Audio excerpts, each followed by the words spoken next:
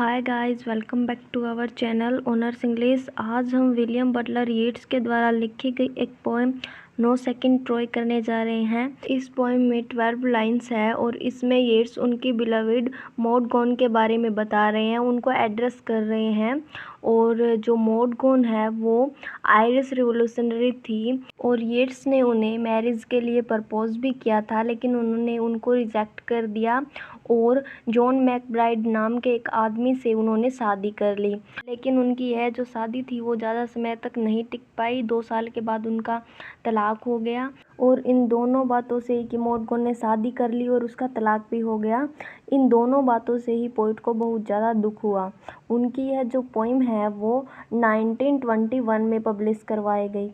तो चलिए बिना टाइम वेस्ट किए पोइम को शुरू करते हैं। वाहे शुड आई ब्लेम हर, कि मैं उसे ब्लेम क्यों करूं। That she filled my days with misery, कि उसने मेरे दिनों को दुखों से भर दिया है। यानी कि उस बात के लिए मैं मॉड गॉन को ब्लेम नहीं कर सकता कि उसने मुझे इतने दुख दिए हैं।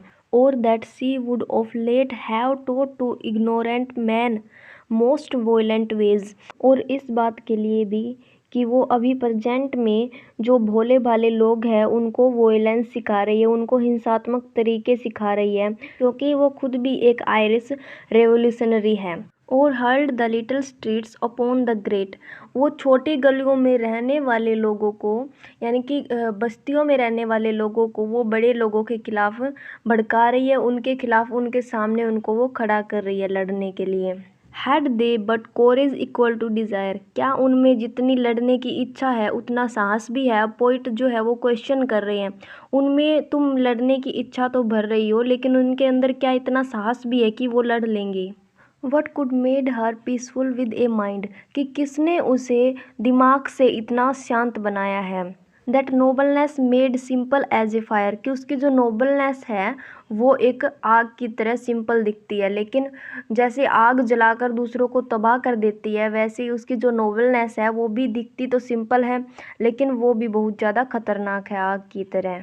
विद ब्यूटी लाइक ए टाइटन्ड बो, और उसकी जो ब्यूटी है वो तने हुए धनुष के समान है।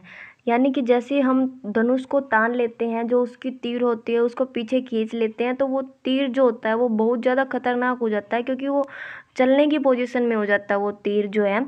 वैसे ही जो उसकी ब्यूटी है वो भी उस तीर की तरह है जो खतरनाक है। A kind that is not natural in an age like this, यानी कि उसके अंदर जो ब्यूटी है और उसके अंदर जो नोबलनेस है वो इस एज में दूसरों के अंदर नहीं होती, यानी कि ये चीज़ जो है उसके अंदर वो नेचुरली नहीं होती। Being high and solitary and most stern, यानी कि वो बहुत ज़्यादा हाई है, उस तक किसी की पहुंच नहीं है, वो अकेली है और वो बहुत ज़्यादा सख्त है बिहेव में।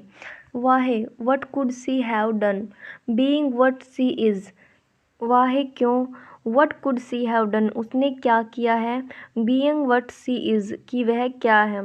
Was there another Troy for her to burn, कि क्या उसके लिए कोई दूसरा ट्रॉय भी है जिसे जला दिया जाए। अब इस ट्रॉय की क्या कहानी है वो मैं आपको बताती हूँ। बहुत पहले की बात है, एक बहुत ही ज़्यादा ब्यूटीफुल लेडी थी, उसका नाम हेलेन था, और वो ट्रॉय के प्रिंस के साथ ट्रॉय चली गई थी।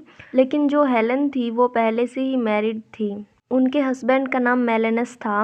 और जब मेलेनस को पता चला कि वो ट्रॉय के प्रिंस के साथ चली गई है तो मेलेनस ने ट्रॉय को जला दिया, यानी कि ट्रॉय शहर को उसने बर्बाद कर दिया वहाँ पर हमला करके। तो इसीलिए कह रहा है ये पोइट जो है वो कह रहा है कि क्या इस लेडी के लिए दूसरा ट्रॉय भी है जो जला दिया जाए। तो फ्रेंड्स आज की वीडियो में बस इतना ही करेंगे, बहुत जल्द मिलेंगे नेक्स्ट टॉपिक के साथ।